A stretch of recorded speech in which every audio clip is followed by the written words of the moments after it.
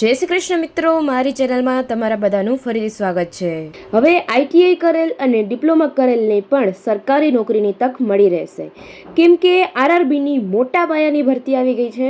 હા મિત્રો, 11,000+ જગ્યાઓની વેકેન્સી છે। એ આની અત્યાર સુધીની શોર્ટ નોટિસ બહાર પડી હતી, પણ તેની ફૂલ નોટિસ બરાબર હવે બહાર પડી છે, જેથી તેની બધી જ ડિટેલ્સ આવી ગઈ છે। એટલે ખાસ મારો આ વિડીયો આજે એ મોટા ભાગની ભરતીની બધી જ વિગતો આવરી લેશે। એટલે ખાસ મારો વિડીયો છેલ્લે સુધી જોજો, અને ચેનલ ઉપર નવા હોય તો વિડીયોને લાઇક કરીને ચેનલને સબસ્ક્રાઈબ જરૂર કરી લેજો, જેથી એજ્યુકેશનને લગતી માહિતી અને સરકારની મોટા ભાગની ભરતીઓની લગતી માહિતીથી તમે અપડેટેડ રહી શકો। તો કોઈ પણ જાતનો સમય વેસ્ટ કર્યા વગર આપણે જરૂરી એવી બધી જ ડિટેલ્સ જોઈ લઈએ। તો ઓવરઓલ ડિટેલ્સ જોઈ લઈએ તો કે ઓર્ગેનાઇઝેશન નેમ તો કે રેલવે રિક્રુટમેન્ટ બોર્ડ, બરાબર છે, ministry of the railway and government of India, આ સરકારી નોકરી છે। એડવર્ટાઇઝમેન્ટ નંબર આપેલો છે, પોસ્ટ નેમ આસિસ્ટન્ટ લોકો પાયલટ, બરાબર છે, પોસ્ટનું નામ છે, જેમાં 11,127 ભરતીઓની જગ્યા ખાલી છે, એના માટેની ભરતી છે। હવે પે સ્કેલ તો કે લેવલ 2ની 7 CPC પે મેટ્રિક્સ, બરાબર છે, અને સ્ટાર્ટિંગ પગાર ઇનિશિયલ પે છે 19,900, શરૂઆતનો પગાર છે મિત્રો, જેમાં બીજા પગાર ભથ્થા પણ એડ થઈ શકે એમ છે।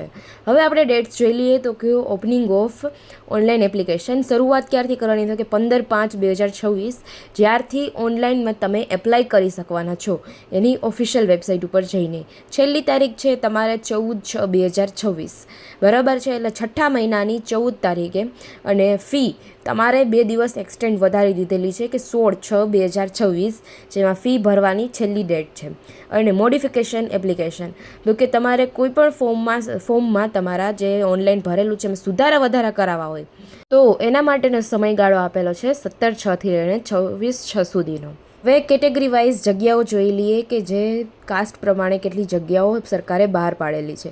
તો કે યુઆર એટલે જનરલ માટે 4,800, અને એસસી માટે તો કે 1746, એસટી માટે 919, ઓબીસી માટે 2598, અને ઈડબ્લ્યુએસ માટે 1,004, ટોટલ કરીને આવી જ રીતે 11,127 જેટલી જગ્યાઓ બહાર પાડેલી છે। અને આમાં પણ 1,115 જગ્યાઓ જે ઇન્ક્લુડ આમાં આવી જ ગઈ છે, બરાબર છે, એક્સ સર્વિસમેન માટે, કે જે લોકો ઓલરેડી આ ભરતીમાં આવેલા છે અને જેને ફરીથી આ રિક્રુટમેન્ટમાં તમારે ભાગ લેવો છે એની જગ્યાઓ ખાલી કરેલી છે।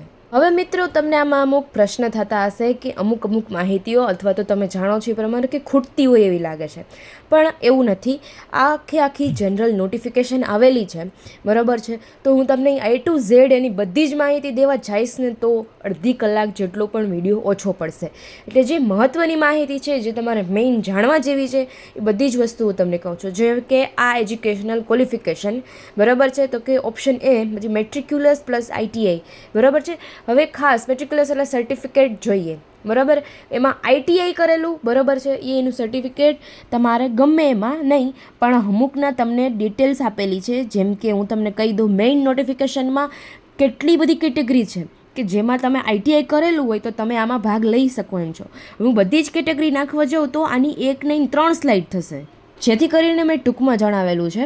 એટલે ઓપ્શન એમાં તમારે આઈટીઆઈ કરેલું હોય, અથવા તો ઓપ્શન બીમાં જાશો એટલે તમારે ડિગ્રી કરેલી હોય, બરાબર છે, કેટેગરી વાઇઝ, બરાબર, તમારે જોવાનું થશે કે તમે આ પોસ્ટ ઉપર જાશો, બરાબર છે, તો તમારે આઈટીઆઈમાં જોશે, બરાબર છે, અને ડિગ્રીમાં જાશો તો તમારે આમાં ડિગ્રી કરેલી હોય તો તમને આમાં જગ્યા મળી શકે એમ છે। ચિંતા ન કરતા, હું કોઈ પણ માહિતી અધૂરી નહીં મૂકું। હવે તમારે જો જાણવું છે આઈટીઆઈ અને ડિગ્રી, બરાબર છે, કે તમે કયા ડિપાર્ટમેન્ટમાં કરેલી હોય, તો કે ઇલેક્ટ્રિશિયન, પછી તમારે મિકેનિકલ, એ બધી જ ડિપાર્ટમેન્ટ તમારે જાણવા હોય કે કેમાં કરેલા હોય તો તમે આમાં ભાગ લઈ શકો એમ છો। તો એના માટે ખાસ તમારે નીચે મારી ડિસ્ક્રિપ્શનમાં જાઓ, એમાં મારી વોટ્સઅપ ચેનલની લિંક આપેલી છે, બરાબર, જેમાં આખો વિડીયો મૂકેલો છે મેં અને પ્લસ નીચે આખી નોટિફિકેશન આખું મૂકેલું છે, આખી પીડીએફ મૂકેલી છે, જે આખી ઓફિશિયલ ગવર્મેન્ટની નોટિફિકેશન આવેલી છે, જેમાં તમે જોઈ શકો એમ છો કે આઈટીઆઈ અને ડિગ્રી કયા વિભાગમાં તમે કરેલી હોય તો તમે આમાં ભાગ લઈ શકો એમ છો। થોભી જાઓ, થોડાક જરૂરી માહિતી લઈ લો તમે બધી, તમે પછી એમાં તમે નોટિફિકેશનમાં જાજો અને વોટ્સઅપ ચેનલને પણ ફોલો જરૂર કરી લેજો। બીજી વસ્તુ એ કે એજ લિમિટ તમારી તો કે 18 થી 30 વર્ષ સુધીની, એજ રિલેક્સેશન તો કે વેરી ઓન કેટેગરીઝ, કે એજ રિલેક્સેશન શું છે કે કેટેગરી વાઇઝ પ્રમાણે તમને છૂટછાટ આપવામાં આવેલી છે કે તમે એસસીમાં હોય એસટીમાં હોય, બરાબર છે, તો તમારા 3 વર્ષ વધુ, એટલે તમે જો એક્ઝામ્પલ આપું તમને કે તમે એસસીમાં છો, બરાબર છે, તો 3 વર્ષ વધુ, તો તમારે 18 થી 33 વર્ષની વ્યક્તિ હોય અને એસસીમાં આવતી હોય, બરાબર છે, તો એ એમાં એપ્લાય કરી શકે એમ છે. એટલે એ પણ જો તમારે જાણવું હોય કેટેગરી વાઇઝ, બરાબર છે, તો એ પણ ડિટેલ બધી મેઇન ઓફિશિયલ ગવર્મેન્ટની નોટિફિકેશનમાં છે, જે મારી વોટ્સઅપ ચેનલમાં PDF મૂકેલી છે.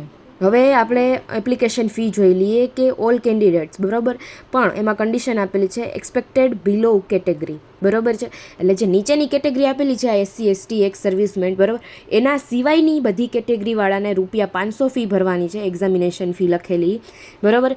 પણ જો તમે CBT, બરાબર છે, CBT એક્ઝામ 1માં તમે જો આખા પ્રેઝન્ટ થઈ જશો તો તમને ₹400 રિફંડ મળી જશે પછી, બરાબર. અને જે નીચેની કેટેગરીવાળા છે એને બધા જને ₹250 ફી ભરવાની થશે અને એને રિફંડ કેટલો મળશે? ફૂલ રિફંડ, તો કે ફૂલ્લી રિફંડેડ, બરાબર છે. તો સિલેક્શન પ્રોસેસ હવે જોઈ લઈએ તો કે એક્ઝામિનેશન માટે એક્ઝામ છે આમાં, એટલે 60 મિનિટની ડ્યુરેશન રહેશે, ટાઈમ સમયગાળો, બરાબર. 75 ક્વેશ્ચન રહેશે, 75 માર્ક, અને ટાઈપ કેવા રહેશે? ઓબ્જેક્ટિવ, બરાબર, એટલે કે MCQ, કોમ્પ્યુટર બેઝડ ટેસ્ટ, બરાબર છે. નેગેટિવ માર્કિંગ સિસ્ટમ હશે, હા. મિનિમમ ક્વોલિફિકેશન પણ જો એ તમારી કેટેગરી વાઇઝ છે, તો કે જનરલ અને EWS વાળાને 40% એ પાસ થશે, OBC વાળા 30%, SC વાળા 30% અને ST વાળા 25%. અને ડિટેલમાં સિલેબસ તમારે તો કે મેથેમેટિક્સ, મેન્ટલ એબિલિટી, રિઝનિંગ, એટલે બરાબર છે, જનરલ સાયન્સ, એટલે 10મા ધોરણનું સ્ટાન્ડર્ડ 12th લેવલનું, બરાબર. બીજી વસ્તુ એ કે તમારે આખે સિલેક્શન પ્રોસેસની ડિટેલમાં વસ્તુ જાણવી હોય, કારણ કે આમાં મેડિકલ ટેસ્ટ પણ છે સાથે, અને ડોક્યુમેન્ટ વેરિફિકેશન પણ હું તમને આગળ જણાવી જ દઉં છું, એ જરૂરી છે. એટલે તો એક્ઝામની બધી ડિટેલ્સ તમારે જાણવી હોય તો એ પણ મેઇન ગવર્મેન્ટની નોટિફિકેશનમાં છે, જે મારી વોટ્સઅપ ચેનલમાં છે, અત્યારે જ જઈને જોઈ શકો છો. આની પહેલાં માહિતી જાણી લ્યો કે ડોક્યુમેન્ટ વેરિફિકેશનમાં શું જોશે? તમારે એજ પ્રૂફ, બરાબર છે, તો કે 10મા ધોરણનું સર્ટિફિકેટ, એજ પ્રૂફ જોશે એના માટે ખાસ, એટલે એમાંથી તમે મેળવી શકશો. એજ્યુકેશનલ ક્વોલિફિકેશન માટે માર્કશીટ અને સર્ટિફિકેટ્સ જોશે તમારે, ITI ડિપ્લોમા ડિગ્રી સર્ટિફિકેટ, બરાબર છે. ત્રીજી વસ્તુ એ કે SC ST OBC WS અથવા તો એક્સ સર્વિસમેનના સર્ટિફિકેટ જોશે તમારે, તમારી પ્રૂફ, કાસ્ટ કે માટેના પ્રૂફ જોશે. પછી self screening medical development report, બરાબર છે, તમારે ખાસ જોશે, તમારા NOC જોશે, તમે ગવર્મેન્ટ સર્વન્ટ છો તો, બરાબર છે, ખાસ વસ્તુનું યાદ રાખજો. તો ખાસ મિત્રો, હવે તમે મેઇન નોટિફિકેશન જોશો એટલે તમને ખબર પડશે કે એમાં ઘણી બધી માહિતી છે, જે હું તમને આમાં કવર કરાવું તો વિડીયો આખો બોરિંગ અને ઇમ્પોર્ટન્ટ વસ્તુ રહી જાય એવો થઈ જશે. એટલે આ વસ્તુ ખાસ મેં તમને કીધી પ્રમાણે નોટિફિકેશન માટે તમારે મારી વોટ્સઅપમાં ચેનલમાં જાજો, બરાબર છે, એમાં મેં PDF નાખેલી છે મેઇન ગવર્મેન્ટની, બરાબર છે, એ જોજો ખાસ. અને મારો વિડીયો તમને પસંદ આવ્યો હોય તો લાઇક જરૂર કરી દેજો, અને ચેનલમાં નવા હોય તો સબસ્ક્રાઈબ જરૂર કરી લેજો, કારણ કે બધા જને વિડીયો ગમે છે, માહિતી પણ ગમે છે, પણ સબસ્ક્રાઈબ કરવાનું ભૂલી જાય છે. પ્લીઝ સબસ્ક્રાઈબ જરૂર કરી લેજો આવી જ બધી માહિતીઓ માટે. ત્યાં સુધી બધાને જય હિન્દ, જય ભારત.